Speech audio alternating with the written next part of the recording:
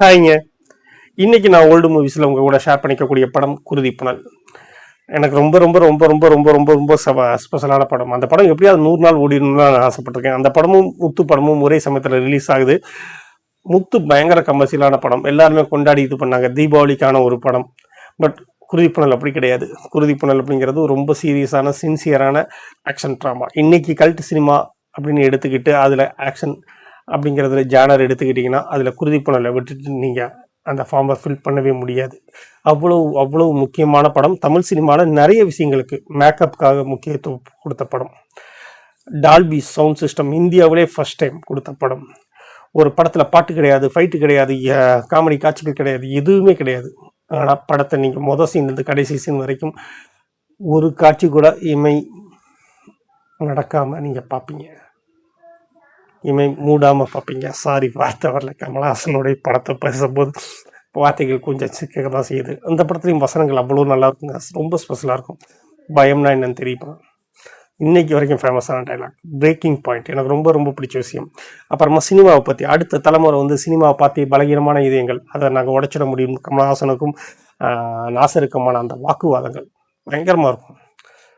போலீஸில் நல்லவனே கிடையாது, நல்லவனாக இருக்கவன் போலீஸ் விலைக்கே வர மாட்டான் அப்படிங்கிற ஒரு சித்தாந்தத்தோடு இருக்கக்கூடிய பத்ரிநாத் அப்படிங்கக்கூடிய ஒரு தீவிரவாதிக்கும், நான் எந்த சூழ்நிலையிலும் நான் நேர்மையான கொம்பண்டா அப்படின்னு சொல்லிட்டு இருக்கக்கூடிய ஆதி அப்படிங்கிற கமலஹாசனுக்குமான போராட்டங்கள் தான் கதை. அதுலேயும் பியூட்டிஃபுல்லான கேரக்டரை வந்து அர்ஜுனுக்கு கொடுத்துருப்பாரு. எந்த விதத்துலையும் நான் துரோகம் பண்ண மாட்டேன், என் குடும்பமே நானே அழிந்து செத்தொழிந்தாலும் அந்த துரோகத்தை நான் பண்ண மாட்டேன். அழகான கேரக்டர். ஏன்னா அந்த சமயத்தில் அர்ஜுனுக்கு வந்து கோல்டன் பீரியட், தொட்டதெல்லாம் தங்கம்.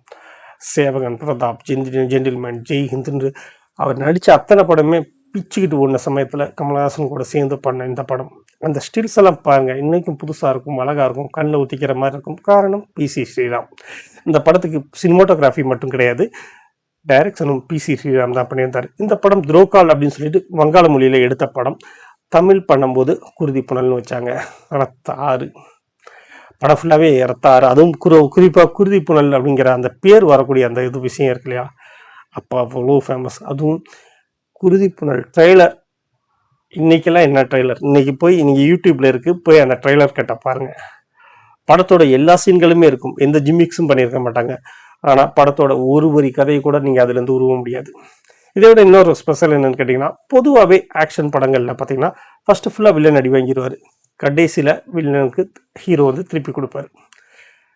இந்த அப்படியே உல்டாவாக மாறும். ஃபஸ்ட்டு ஃபுல்லாக வில்லன் அடி வாங்கிக்கிட்டே இருப்பார், இன்ட்ரோவுக்கு அப்புறமா வில்லன் திருப்பி அடிக்க ஆரம்பிப்பான்.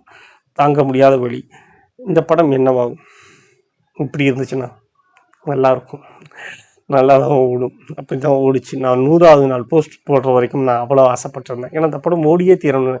ஏன்னா கமலஹாசனுடைய சீரியஸான சின்சியரான ஒரு முயற்சிக்கு ஒரு வெற்றி கிடைக்கணும் அப்படிங்கிறது தான்.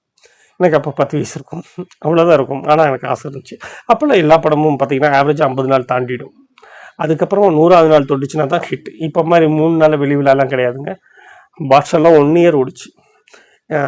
இந்த ரஜினி கமலஹாசனோட வந்த ரஜினி படம் முத்து படம் 175 டேஸ் ஓடிச்சு. ஸோ அப்போ வந்து அவ்வளோ ஓடினா தான் போட்ட முதலே எடுக்க முடியும். ஏன்னா ரொம்ப டிக்கெட்லாம் ரொம்ப ரேட் கம்மி.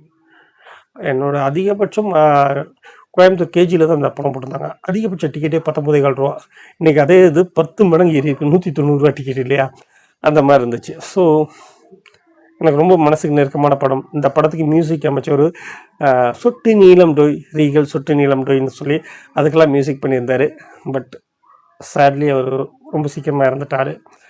அவர் பேர் மறந்துட்டேன், சாரிங்க. இது நான் எதையுமே ஸ்கிரிப்ட் எழுதி வச்சு பண்ண மாட்டேன்னா, டக்குன்னு என்னோட மனசில் இந்த படத்தை பற்றி நான் பேசணும், இந்த படத்தில் என்னெல்லாம் உங்கள்கிட்ட நான் ஷேர் பண்ண முடியும் அப்படிங்கிறது என்னோட புத்திக்குள்ளேருந்து வரக்கூடிய விஷயங்களை மட்டுமே பேசுகிறதால இந்த டெக்னீஷியன் நேம் இதெல்லாம் நான் குறித்து வச்சுக்கல, சாரி. ஐ திங்க் திலீப்னு நினைக்கிறேன். இல்லை, திலீப்புங்கிறது மேபி இவருடைய ரியல் நேம், ஏஆர் ரஹ்மானோடது. ஓகே, நான் அது என்னன்னு பார்த்துட்டு அப்புறமா நான் கமெண்ட் பாக்ஸில் பின் பண்ணி வைக்கிறேன். உங்களுக்கு வாய்ப்பு இருந்துச்சுன்னா படத்தை பாருங்கள். நான் இப்படி கொண்டாடுற அளவுக்கு அந்த படம் முக்கியமான படமா அப்படின்னு கேட்டால் கண்டிப்பாக முக்கியமான படம்னு நீங்களே சொல்லுவீங்க. உங்களில் நிறைய பேர் இந்த படத்தை பார்த்துருக்கவும் வாய்ப்பு இருக்குது. மேபி டிவியில் பார்த்துருந்தீங்கன்னா அதனுடைய வன்முறை சாரங்களும் சில இன்டிமேட்டான சீன்களும் குறைச்சிருப்பாங்க. ஸோ அதனால் வீரியம் குறைஞ்ச மாதிரி காமிச்சிருக்கோம். என்ன பண்ணாலும் கமலஹாசன் அவர் ஸ்க்ரீனில் பண்ணக்கூடிய மேஜிக்கை யாராலையும் மறைக்கவே முடியாது அப்படிங்கிறது தான் நிஜம். ஸோ உங்களில் யாருக்காவது குருதி புனல் பார்த்துருந்தீங்கன்னா, உங்களுக்கு பிடிச்சிருந்தீங்கன்னா, அதை பற்றின நினைவுகளை என் கூட ஷேர் பண்ணிக்கோங்க. நான் இந்த படத்தை பற்றி எதுவுமே பேசலையே அப்படின்னு நினைக்காதீங்க. எனக்கு இந்த படங்களை விட இந்த படத்தை நான் பார்த்த விதத்தை பற்றி தான் நான் பேசணும்னு ஆசைப்பட்டேன். அவ்வளோதான், வேறு எதுவுமே கிடையாது. இன்னொரு ஓல்டு சினிமாஸில் வேறு ஏதாவது படத்தை பற்றி பேசலாம்னா நீங்கள் அதை பற்றி சொல்லுங்கள். Thank you so much.